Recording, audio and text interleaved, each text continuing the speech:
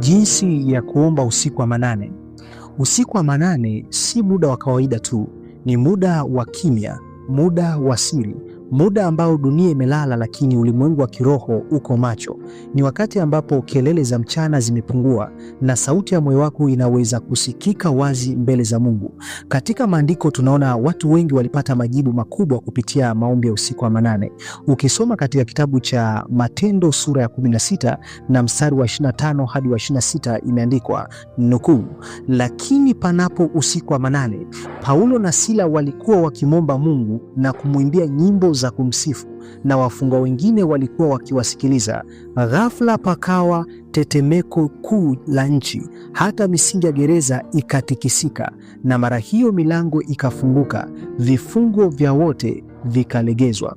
Biblia takatifu inaonyesha kuwa Paulo na Sila waliomba usiku wa manane, na ghafla kulikuwa na tetemeko la ardhi, milango ikafunguka, vifungo vikavunjika. Hii inaonyesha kuwa kuna nguvu ya kipekee katika maombi ya usiku wa manane. Watu wengi wamekuwa wakiamka au ikifika mida ya usiku wa manane, wao wanashtuka na wanajikuta hawana usingizi kabisa, na wengi wanakuwa wanafanya makosa kwa sababu hawajui vitu gani wanatakiwa kufanya. Watu wengi wanakuwa wanafanya makosa kwa sababu hawajui namna ya kuomba wakati wa usiku wa manane. Na kuamka usiku wa manane, jambo la kwanza ambalo utakuwa utambue, sio kila mmoja anaweza kuamka usiku wa manane. Wako watu ambao huwa wanatamani waamke usiku wa manane lakini wanashindwa kuamka usiku wa manane. Ukijiona wewe ni mtu ambaye huwa ikifika wakati wa usiku wa manane unakosa kabisa usingizi, basi tambua wewe ni mtu wa tofauti. Kuna vitu ambavyo unatakiwa ujue. Watu wengi wamekuwa wakifanya makosa wakati wa usiku wa manane, kama vile kwanza kuangalia movie. Mungu anakuamsha usiku wa manane, hakuamshi kwa lengo la kuangalia movie, hakuamshi kwa lengo la kuanza kusikiliza tu nyimbo. Mungu anakuwa anakuamsha kwa lengo la kuomba. Mungu anakuwa anakuamsha, ni muda ambao unaweza kuwa na mahusiano mazuri na Mungu wakati wa usiku wa manane. Wakati wa usiku wa manane ni wakati ambao kwenye ulimwengu wa kiroho kuna mambo mabaya huwa yanafanyika. Kwa hiyo Mungu anaweza kukuamsha kwa lengo la kuharibu yale mambo mabaya ambayo huwa yanafanyika kwenye ulimwengu wa kiroho. Sasa nitakwenda kufundisha namna gani ya kuomba. Kabla tujaendelea na somo letu la leo, jambo unalotakiwa kulifanya ni kulike video hii, kisha kukaa kwa kutulia na kufuatilia mwanzo mpaka mwisho. Lakini pia kama ndo mara yako ya kwanza kabisa kuungana nasi na bado hujasubscribe, basi nikupe pole, kwa sababu watu wote makini na wanaopenda kujifunza tayari wamesha subscribe katika channel yetu hii ya Nguvu ya Maono Media. Ili nawe uwe miongoni mwa watu makini na wanaopenda kujifunza, basi hakikisha una subscribe kisha unabonyeza kitufe cha alama kengele. Kwa kufanya hivyo utakuwa miongoni mwa watu makini na wanaopenda kujifunza. Hakika Nguvu ya Maono Media ni mgodi wa maarifa. Twende moja kwa moja tukaangalie jinsi ya kuomba usiku wa manane. Namba moja, andaa moyo wako kwanza. Kabla hujaanza kuomba, usikimbilie maneno. Anza na hali ya moyo. Tubu dhambi zako kwa unyenyekevu, samehe waliokukosea, nyenyekeza nafsi yako mbele za Mungu. Maombi ya usiku wa manane yanahitaji moyo safi na ulio tayari kusikia, si kusema tu. Kwa hiyo hii ni hatua ya kwanza kabla ya jinsi ya kuomba wakati wa usiku wa manane. Jambo la kwanza, andaa moyo wako kwanza.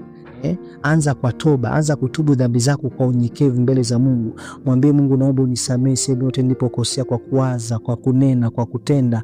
Mungu, naomba unisamehe, ninakuja mbele zako, ninajitakasa mimi pamoja na familia yangu, najitakasa mimi pamoja na ukoo wangu. Unaanza kutubu. Kwa hiyo jambo la kwanza, andaa moyo wako kwanza. Usiamke tu umekurupuka ukaingia kwenye maombi. Andaa kwanza moyo wako. Tubu kwanza, jitakase kwanza moyo wako, akisha moyo wako unakuwa safi.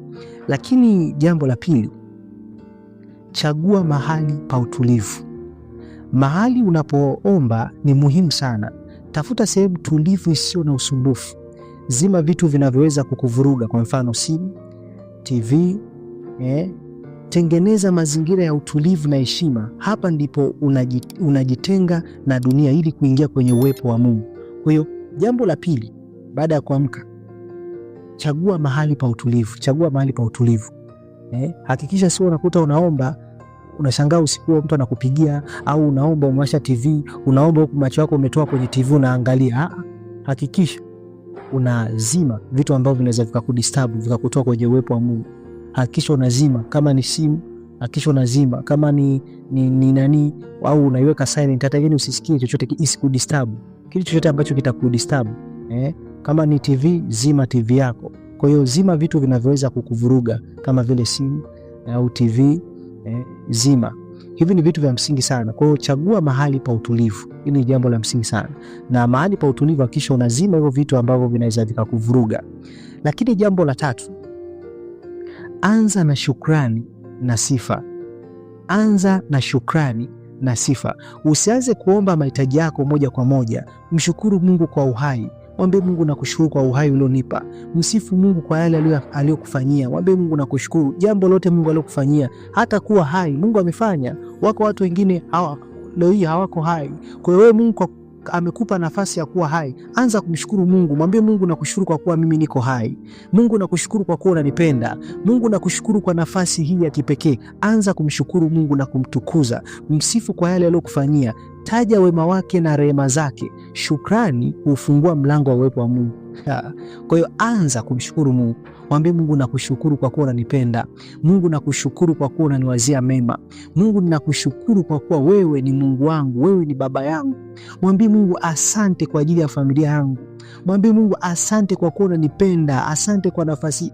Biblia inasema kwenye kitabu cha Matendo 16 mstari wa 25 hadi 26 imeandikwa, lakini panapo siku ya manane Paulo na Sila walikuwa wakimwomba Mungu na kumwimbia nyimbo za kumsifu, na wafungwa wengine walikuwa wakiwasikiliza.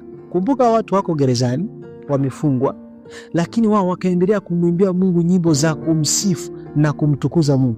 Maombi ya shukrani huwa yanashusha uwepo wa Mungu. Haleluya. Unapokuwa unamshukuru Mungu, upo kwenye shida, hebu jaribu kwanza. Paulo na Sila wako gerezani, wakati wengine wanatia huzuni, wenyewe wanaendelea kumwadhimisha Bwana. Yamkini wewe upo kwenye gereza la biashara, unashindwa mambo hayaendi. Yamkini upo kwenye gereza la ndoa, yaani unaona kuna mambo hayaendi kwenye ndoa, unaona kuna mambo hayaendi kiafya. Anza kumwadhimisha Mungu wakati wa usiku wa manane. Anza kumwadhimisha Mungu. Mwambie Mungu wewe ni El Shaddai, Elohim, wewe ni Shama, wewe ni Niko ambaye niko. Anza kumshukuru Mungu. Kwa hiyo anza shukrani. Siku zote maombi ya shukrani huwa yanashusha uwepo wa Mungu. Maombi ya shukrani huwa yanashusha nguvu za Mungu. Maombi ya shukrani huwa yanashusha uwepo wa Mungu. Jambo la 4, ingia kwenye maombi ya ndani kwa nguvu.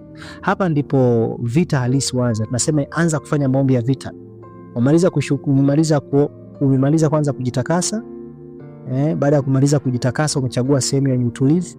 Na ya 3 umesema unaanza kumshukuru Mungu. Namba 4, ingia kwenye maombi ya vita. Hapa ndipo vita halisi huanza. Omba kwa bidii, si kwa mazoea. Taja mambo unayotaka kubadilika.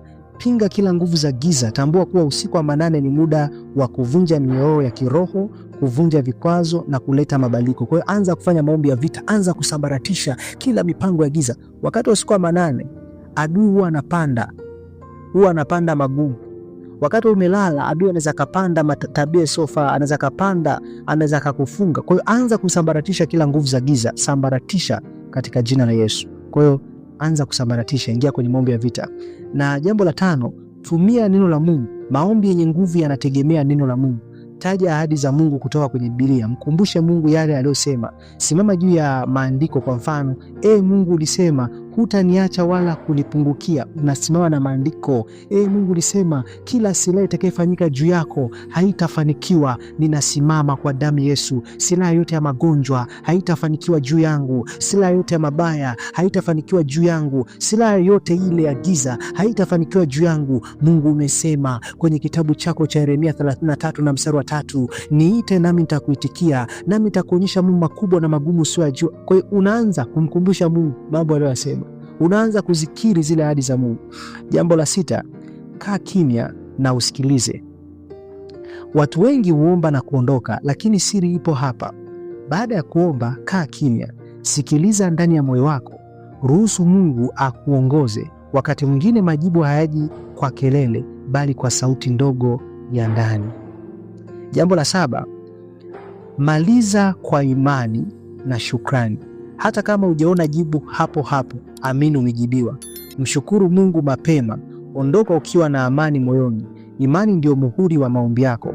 Jambo la msingi la kutambua kuhusu maombi ya usiku wa manane, maombi haya si ya kufanya siku moja tu, yanahitaji nidhamu na uthabiti. Fanya iwe tabia, consistency. Usikate tamaa haraka, endelea hata kama huoni matokeo mara moja, kwa sababu katika ulimwengu wa kiroho mambo huanza kubadilika kabla hujaona kwa macho. Tambua, kuomba usiku wa manane si desturi, ni silaha ya kiroho. Ni wakati wa kuongea na Mungu bila kelele za dunia. Ni wakati wa kufungua milango iliyofungwa. Ni wakati wa kubadilisha hatima. Ukianza kufanya hivi kwa dhati, maisha yako hayatabaki vile vile. Ni matumaini yangu kuna kitu ambacho umejifunza. Kama kuna jambo ambalo umejifunza, naomba uniambie kwenye comment umejifunza jambo gani. Lakini pia Mungu akubariki wewe utakayetumia muda wako kushare link ya video hii kwa ndugu, jamaa na marafiki. Mungu akajibu haja ya moyo wako katika jina la Yesu. Mungu akajibu hitaji la moyo wako wewe utakayeshare link hii katika jina la Yesu. Amen. Nakupenda sana, nikutakie wakati mwema.